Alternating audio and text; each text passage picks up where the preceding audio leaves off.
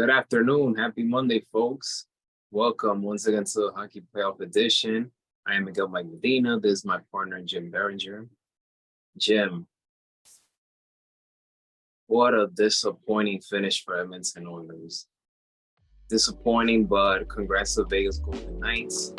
I mean, the first period, Edmonton looked good, scoring 2 goals, one of them by Connor McDavid.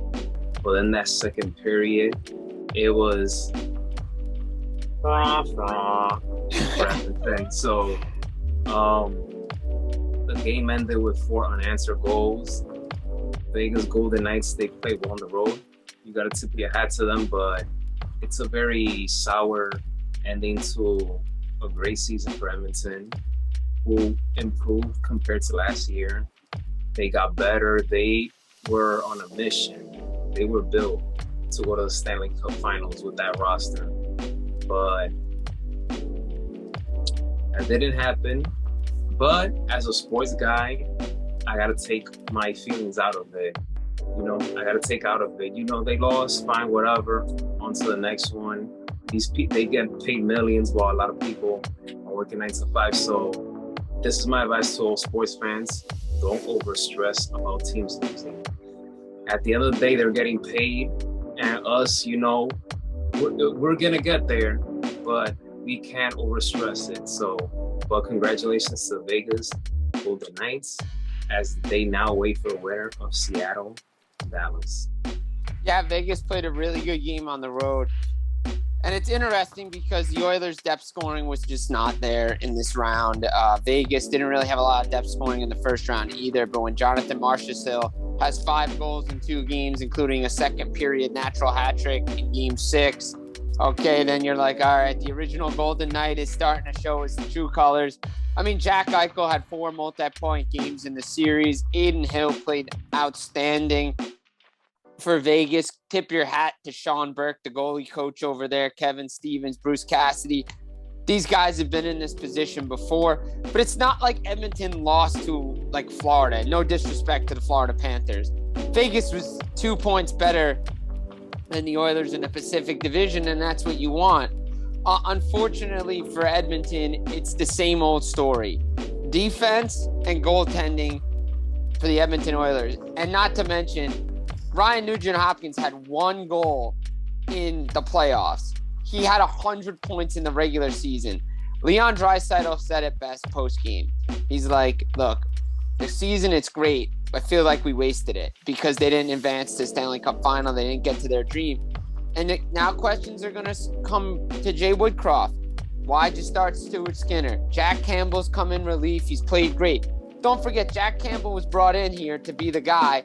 This wasn't supposed to be Stuart Skinner's team, but it ultimately was. But Jack Campbell saved their season in round 1. You almost got to wonder, did they just not have confidence in the guy? And if they don't have confidence, now they got to be looking towards the goaltender. But Vegas getting it done with 5 goalies this year. It started with Leonard, then it went to Thompson, Brossoit, Adin Hill, Jonathan Quick.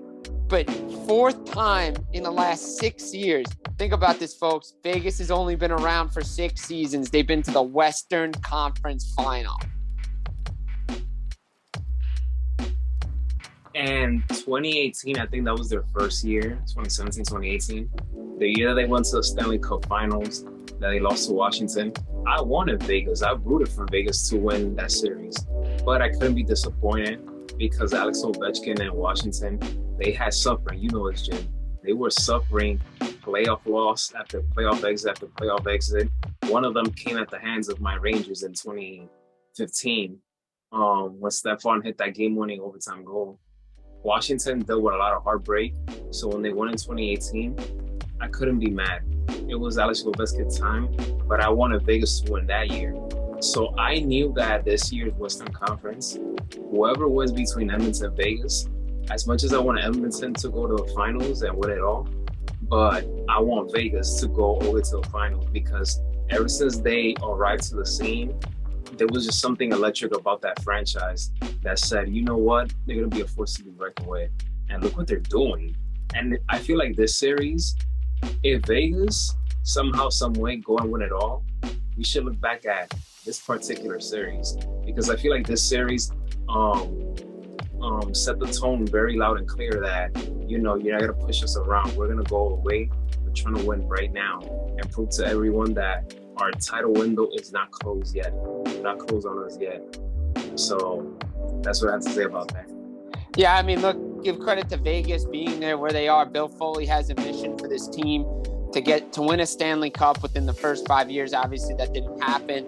They've had some heartbreak, lost to the Montreal Canadiens. They've run into hot goalies. I think now they've got a hot goalie. And, I would not be shocked if Vegas lifts the Stanley Cup with the guys that they have. Jack Eichel, it takes the pressure off Mark Stone. That's why they got them. Their defense is so good. They play a great system. Look, they've gone through some heartbreak too. They lost their first year. They've lost to some teams along the way.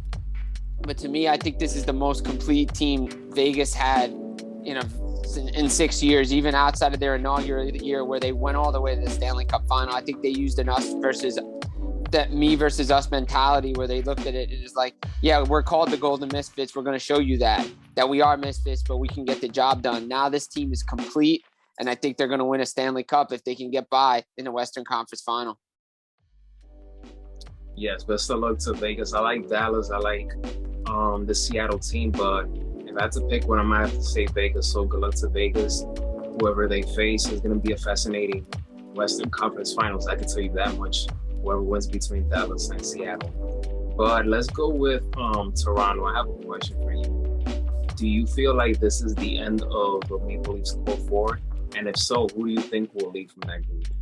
That's a great question, because that's something that they're going to be asking themselves today. It's locker clean out day here in Toronto. I'm not in Toronto. I'm in New Jersey, but that's where they're doing it.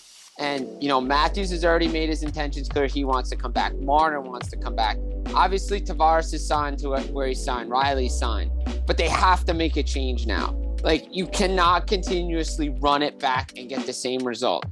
I think the odd man out might be William Nylander, because Marner and Matthews' no trade clause kicks in July 1st. And if you're going to move those guys, you're going to have to do it at the draft. But they have to shake something up, and they're up against the cap like a lot of teams. They don't really have a bottom six signed right now. They may not have Ryan O'Reilly back, Noel Acciari, all those guys. But something has to change, because Mitch Marner, again, has not shown up in the playoffs for the Maple Leafs. You could say the same thing about Austin Matthews, but I think Austin Matthews took care of business in the first round, but he just was snake bitten in the second round. But that's credit to Florida and the goaltending. But you've seen a lot of championship teams shake it up a little bit. There's always one or two pieces there, but I don't know if you can rely on $40 million tied up in 4 guys anymore. I think something has to change. And again, it all comes down to who's the general manager. Is Kyle Dubas coming back? Is Sheldon Keefe coming back? I'm not sure if Sheldon Keefe's going to come back. If I had to make a bet, I'd probably bet on Dubas coming back over Keefe. But then again, you never know. And then that's where all the dominoes fall. I think Matthews wants to play there. I think he wants to be like McDavid, finish his career in one city. But again, there's the Arizona situation. Does he want to go back home and play? I mean, there's so many things out there, but I think Toronto has to make a change, because yes, you won a round, but it was the same script in round 2 like it was years ago in the first round, where guys don't show up, lackadaisical defense. Something has to change. Yeah, I have either Matthews or Nylander that could potentially play their final game in Game 5 as a Maple Leaf. That's the biggest test of a general manager. When it comes to, you have on paper a very good team, but you're not getting the results. You have to change things up, but you get a little bit queasy, or I should say a little nerve-wracking of who you're going to move, because some decisions can come back biting you in the butt. But that's why you study sports management. That's why you become a GM, because you're aware of salary cap, negotiation, all of these things that come to play player development. So whoever ends up making the decision, they got to make sure that it's the best decision for the team to get better. because we've seen it so many times in sports that we see great teams in the regular season, but they stink up the joint in the postseason. So they're gonna have to shake things up because it felt like beating Tampa was like winning their Stanley Cup. That's what it felt like.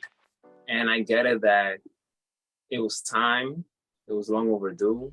They got that huge weight off their shoulders, but still it's not enough. You got exit in the second round. It wasn't the conference finals. It wasn't even the Stanley Cup finals. It was the second round. And with that amount of talent in that team, you expected it more. Yeah, you did. I thought William Nylander had a great series. I thought Morgan Riley had a great series for Toronto. But again, how easily did they get beat? They got beat pretty good by a Florida Panthers team. Game one, we kind of expected Florida coming in hot. But the leads that they gave up, the mistakes that they made, not adjusting, the effort, it was just not there. And yeah, game 5, you could talk about the Riley goal, whether it counted or not. It doesn't matter. It shouldn't have come to that position with that much talent on that team. And Toronto has to look at themselves and say, okay, are we good enough as constructed? Because I've seen teams, New Jersey is one of them. Look, they had a great top line with Sikora, Eliash, and Arnott. But Lou Lamoriello said that line became too bigger than the team. He moves out Peter Sikora, gets Jeff Friesen, Oleg Tverdovsky to start the 2002-2003 season, and we know what happened. Edmonton, to me, if you're going to tell me a team that can run it back, I think it's Edmonton. You upgrade your defense a little bit. Maybe you look at a goaltender because I think everything is there for Edmonton up front. Toronto, you can't run it back anymore. The time to run it back is not now. A couple years ago, fine. But now you got to change. And I thought they should have changed last year, and I think they're going to change this year. Edmonton's defense have to improve. We know they can score. We know what they can do on power play positions, but they need to upgrade that defense. It is a must. We saw them giving up 2-goal leads against the Kings. They were fortunate to get out of that series again for another year, but they have to improve their defense. Defense wins championships. Offense can win you games, as cliche as it sounds, but defense wins championships. Yes, it does, and you can see it. The game and the players change come the playoff time. You look at the teams in the Eastern Conference Final, Carolina, Florida. Those teams play defense. Carolina has a great system. Florida has a good system. Paul Maurice going up against another former team of his. Vegas plays a good defensive system. Dallas, Seattle, those are the teams remaining in the West. All play good defense. And the players change. And I don't want to hear about the officiating changes. We know it does. But the players change and the ice gets smaller. The regular season game is not the same in the playoffs. And Edmonton is finding out that. And it's good to see Connor McDavid and Leon Draisaitl owning it and upset about it because of a wasted year that they had. Meanwhile, in Toronto, you really don't get that sense. And I think those guys need to understand that losing stinks. Losing in this round stinks. And you want to go win.